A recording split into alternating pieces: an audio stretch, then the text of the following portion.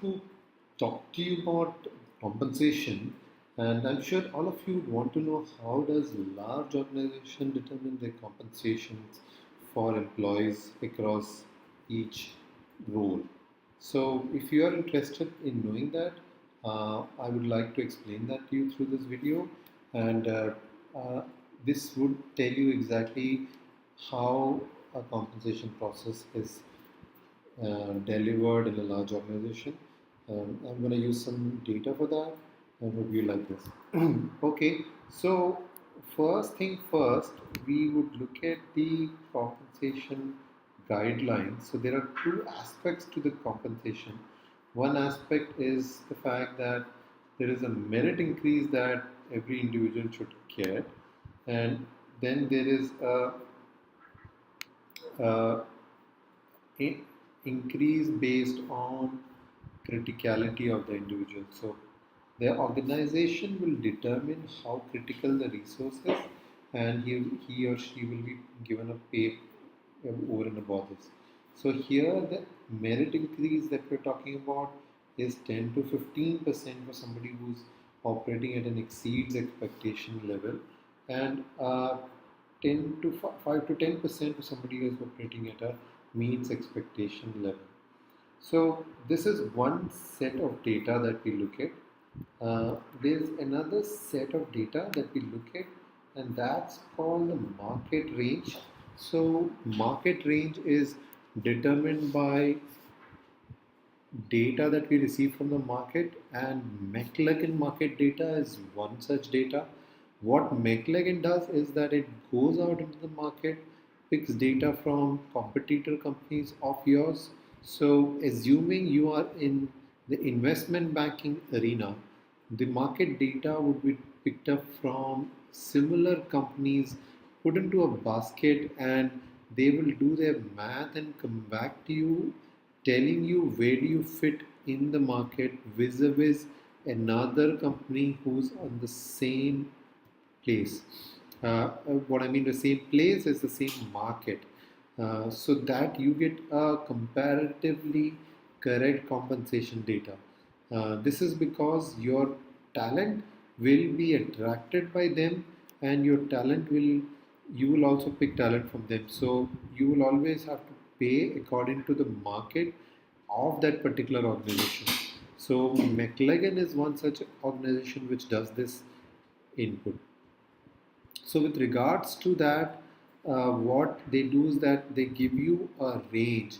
So here I am showing you the low, median, high and top quartiles of the market, and for each title they will give you a market range from 12, 25, 50, 75, 90, and basis your organization's strategy you might decide that I want to operate at a 75th percentile market compensation, and this is what's going to be my focus area, and I will decide that all my organization employees are going to sit closer to this range, and you will basis that come up with a range here.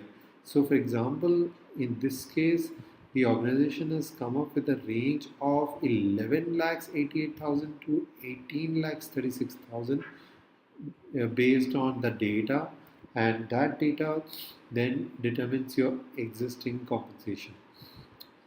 This data gets revised every year and basis how the business is performing, and what is your overall salary cost for that particular line of business.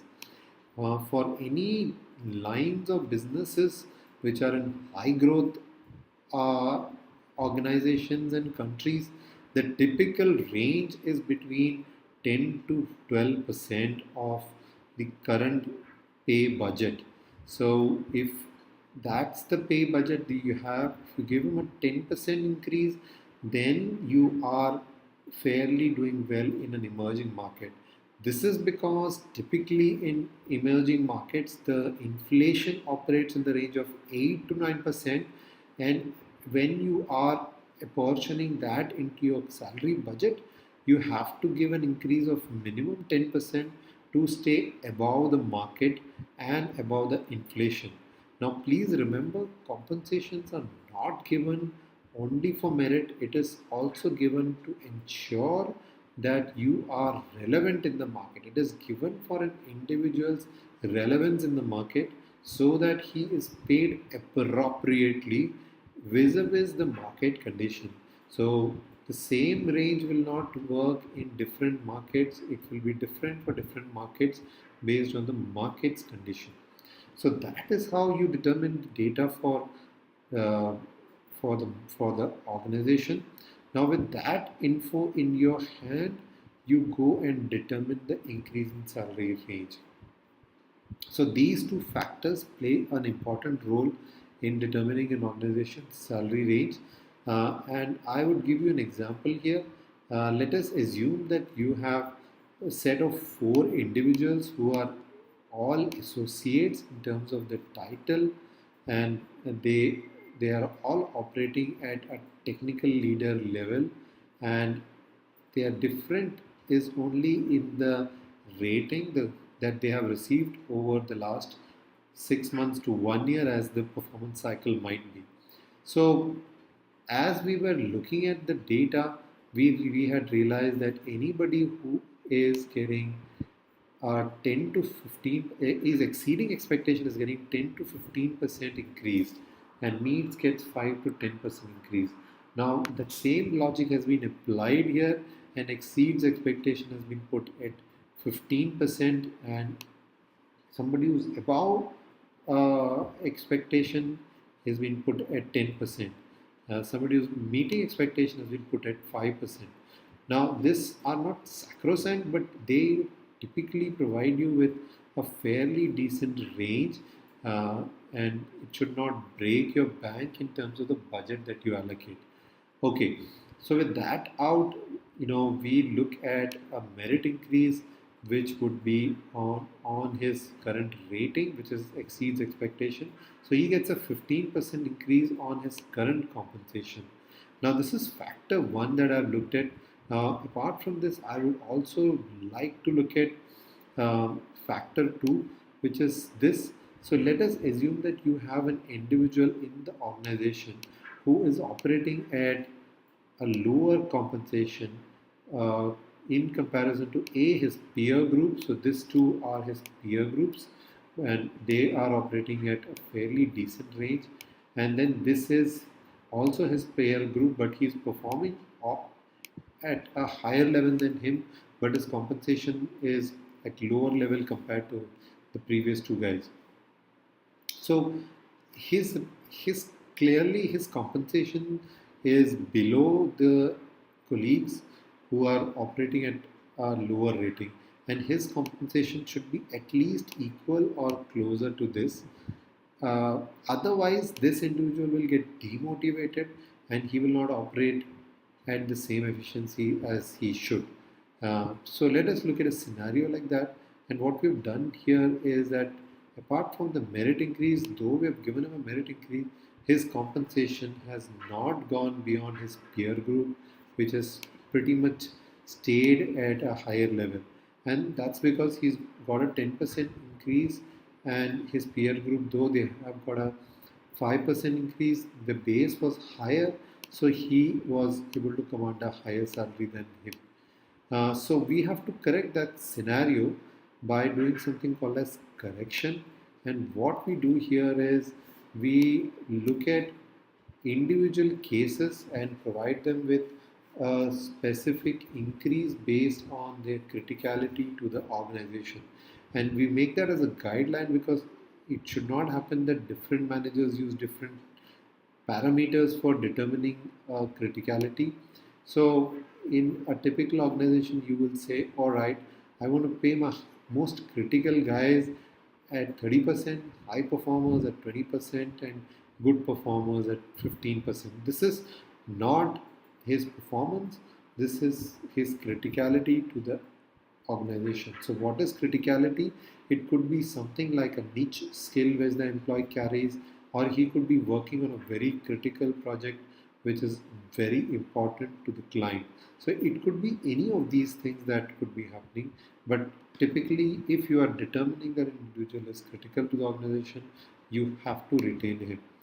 Uh, because the cost of replacement is very high for that individual, and there is obviously a knowledge curve that the new person will need to come up through.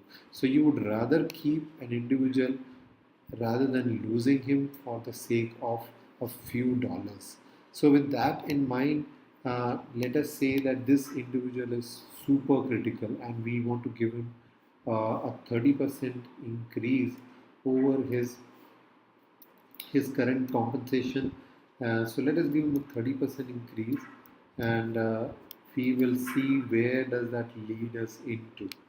So after giving him a 30% increase, we see that his compensation has risen to 15 lakh 42,000, which is slightly lesser than his peer who has got 15 lakh 52,000 but hasn't got any correction.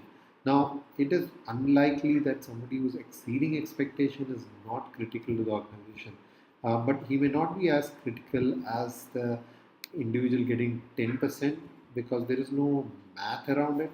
It is mostly based on the judgment of the manager. So let us assume that this individual is not as critical as this individual, and we will give him a 10% increase here. So 10% increase on his current compensation will take him to 16.87 lakhs per annum. This would bring him closer to the range, which is 18 lakhs, but it will not break the range, it will keep him below that. Now, keep in mind that you will have to look at the overall budget that the organization has allocated for salary increments. So, that should not, let's say, increase should not go beyond 12% of the total salary budget. Now, in some cases, the organization must have given you a 10% budget, or it might have given you 8% budget, and this budget really changes every year depending on the market scenarios.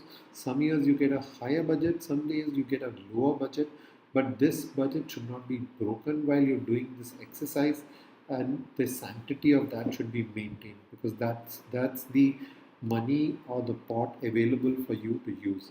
Now, this is how typically organizations do salary increases. There is a scientific analysis basis your current compensation, and there is a market correction basis your current compensation's placement vis-a-vis the market, and both of them put together will give you the right compensation for the individual.